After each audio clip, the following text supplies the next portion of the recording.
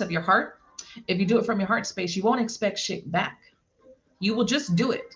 Just like you shouldn't loan money that you can't afford to lose. Because if it never comes back to you, you're pissed off and mad. This person never fucking gave my money back. Never loan money that you can't afford to lose.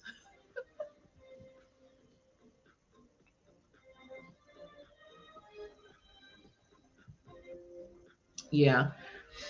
I think these have been some of the biggest lessons in my life, especially with expectation, because I used to expect everyone to meet me on the level that I was for them.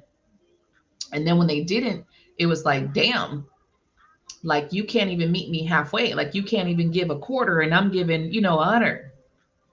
Or you're giving a quarter, I'm giving 75 to make that 100. So it was always this disappointment at the end of the day, like, damn, why do I keep giving, giving, giving? But it was the expectation that somebody would do the same for me. And you just can't go into anything with the expectation that somebody is going to do for you of what you would do for them.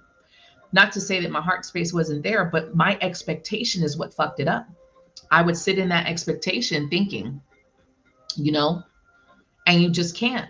A lot of people is like they're not going to meet you. They're not going to be that person that you want them to be, and they're damn sure not going to sit in the same energy that you're. You got to be okay with that. You got to be okay with someone not meeting you halfway. Sometimes it's going to be like that. And at the end of the day, you have to make those decisions. Should you stay in the situation or not? Is it worth it?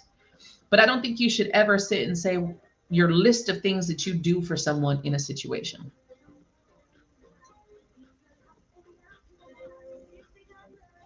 I feel like, Sharina, when you're having those conversations over and over and someone is telling you that they never help you, you got to take a step back and ask yourself, why are you still in the situation with the person?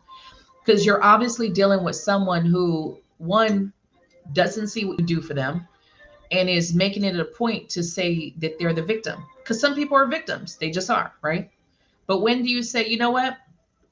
Let me maybe stop helping. Let me maybe not be there.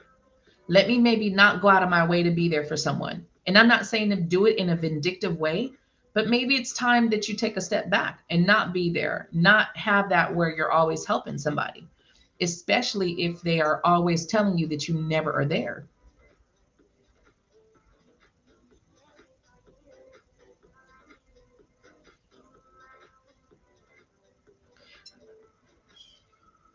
Exactly. Excellent. I had someone very close to me that I would always be there for whenever they needed me, whenever they called me, whenever they needed money, cash apped it, no questions asked, right? And then I would always see this person posting, I'm so alone, I don't have family, no one's here for me, no one helps me. And that shit used to piss me off. And this is a couple years ago. And that shit used to piss me off. And I'd be like, didn't I just send you some money? But nobody's there for you? Wait, what? You gotta let that shit go.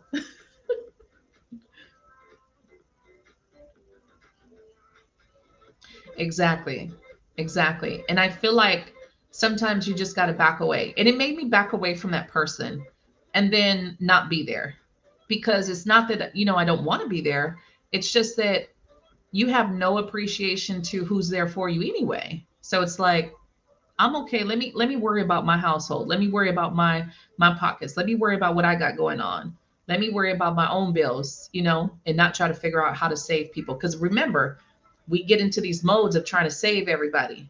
And you have to pull yourself out of that of trying to save everyone and always be there. Because I will tell you, everyone has their lessons. Sometimes we're trying to save someone from a lesson that they need in this life. And you know what happens? They will continue to have this lesson come because they're not growing.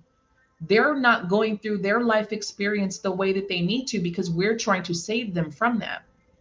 We're kind of doing them a disservice sometimes.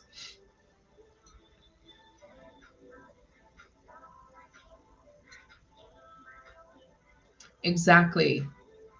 Which he did. Yes, exactly.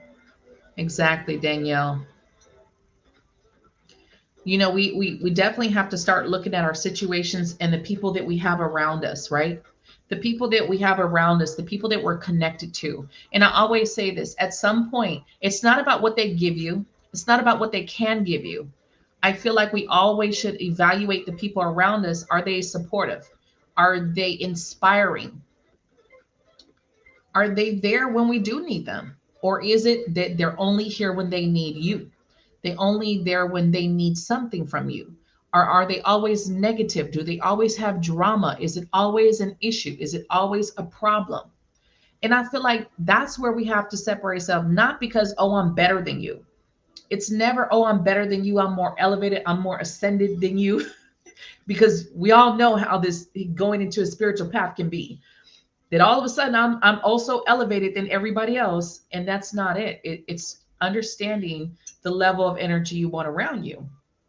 So if you're dealing with people that don't meet those requirements, not what they can give you in monetary value or otherwise, but the bare minimum of support, inspiration, positivity. If they're not that, then we need to look at our connections a little bit closer. We need to look at those connections and say, do I really need to be around this person? And it's not that I don't have love for you. It's that I'm just choosing not to be around the negativity. I'm choosing not to have that type of negativity in my life. I'm choosing not to be a part of that negativity, because I do believe the circle you keep is the energy that's around you, and it feeds off of you. It transfers, right? Hell yeah. Like I say, I am not an ascended master, right? I don't know if I'll get there in this year, in this lifetime. I hope that one day I become an ascended master and I get to help people from the other side. But I don't know if I'll make it there in this life. It's kind of hard. It's kind of hard to get there. You know, I've had a lot of life lessons. I appreciate each and every one of them, as hard as they were. You know, exactly, exactly. I do believe that we should have people around us that are supportive, that are inspiring. Like we are inspired by something that they have going on, something that they're doing, maybe the way that they speak, just something that they say. They always have positive quotes or positive remarks. It's the negative people we have to let go, and we just have to separate ourselves.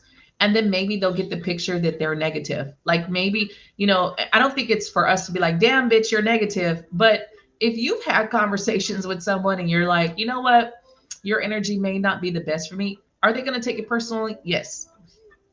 Hell yes. But I think we have to start detaching in that way.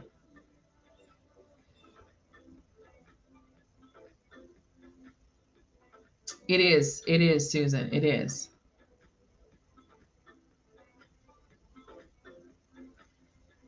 I love that, Danielle. I love that. I think we should be fierce in our lives, but I do feel like we just have to be careful. So, no matter if we're watching the news, no matter if we're looking at social media posts, no matter where we're seeing information, just remember not to run with your judgment or assumptions on a situation that may or may not be true yet. Because a lot of times people run with a fraction of the information, especially we know, right? And then it causes such create chaos for us to start speaking on a situation that we have very little knowledge of. We don't have all the facts, right? My name is Ariana. That's my government name.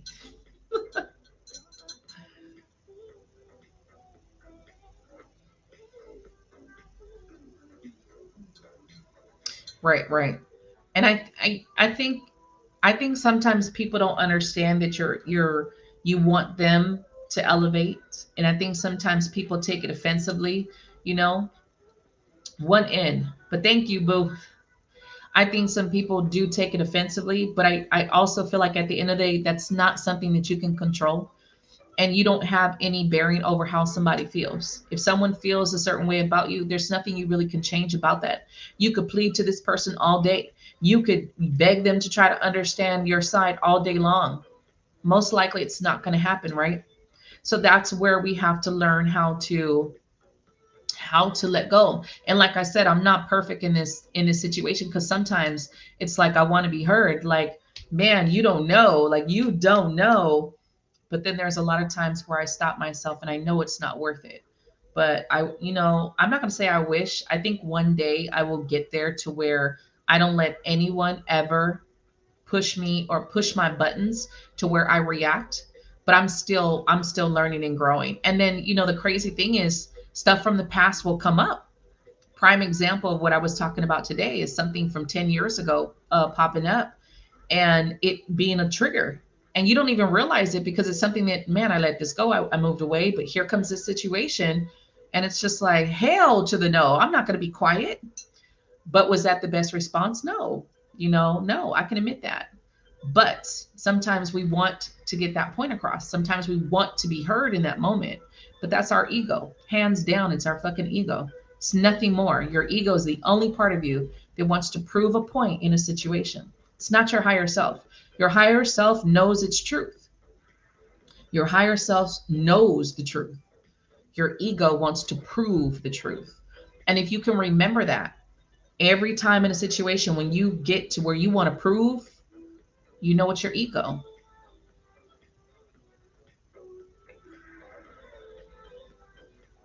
Right, right. Oh, I'm there, Trina. Sometimes it's like, it's rough.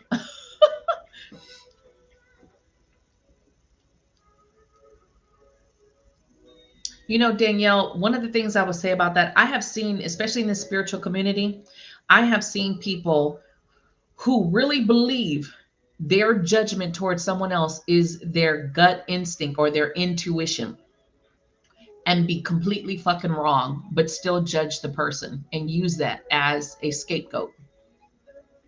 Not saying that that's what you do, just saying that's what I've seen.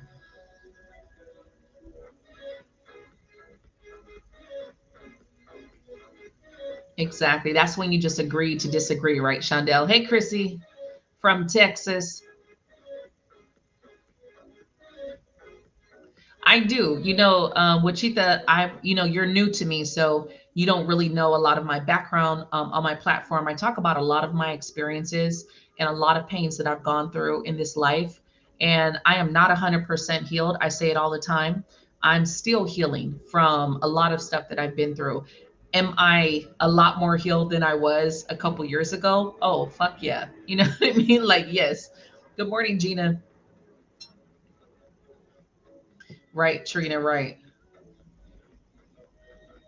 Yeah. And that's what I'm saying. In this path alone, I have seen people that take their abilities, and it's like, and they're like, so judgmental towards someone else. And it's like, oh no, my intuition, my gifts have shown me this. And it's like, did your gifts really show you that, or your prejudgment show you that? Which part? Because I think in every situation, your higher self will always come to the middle ground in a situation. Your higher self, which is our more elevated spiritual side, right, will never keep you in a place of judgment. It just won't. Your higher self will always let go. Your higher self will always move on. Your higher self will always forgive. So if we know that fact, if we know that our higher self will always forgive, and we're using our gifts to say that we're judging someone, we're using our gifts to say, well, I know you're evil, I know you're bad. Is that really our gifts? Or is that now our preconception of what we feel the person is? Is that our judgment? And I think sometimes we have to check ourselves, even as spiritual people, even as gifted people. I'm highly gifted. That doesn't mean or give me a right to use my intuition or gifts to prejudge someone because I think, you know what I mean? Now, I do connect with energy. I always have in my life. I can feel when someone's energy's off. I can feel when something's off. But I will tell you that just because I feel somebody's energy's off doesn't mean they're a bad person. Sometimes they're just going through a lot of shit that you have no idea what they're going through. And the only reason why I've learned this is through my practice, dealing with people and hearing their stories, feeling that something's off with their energy, but then talking to them and realizing the reason why their energy is off is because they're suffering, because they have this crazy shit going on in their life, or they have this grief that's built up in their energy. And it's not that they're a bad person. It's that they have this all this other shit that no one knows going on, or the person has been abused or something, something else like that. So I wonder, a lot of spiritual people, are they in that egotistical energy where they don't realize it's the ego, judging this person and not the facts of who they may be. Just because we can tap in on a certain level doesn't mean we're privy to all the information. Another thing that I have learned in this path, Spirit gives us just what we need to give a message. Spirit gives us just enough of what we need to connect. Spirit does not give us all the information of a situation. They just don't. We're not privy to all that information just because we're gifted, just because we're tapped in, should I say, because I think everyone is gifted in their own way. But just because you're a little bit more tapped in doesn't give you like the level that you're all knowing. We're never all knowing. That's another thing I think people don't realize. Good morning, Stephanie. If I didn't say it already.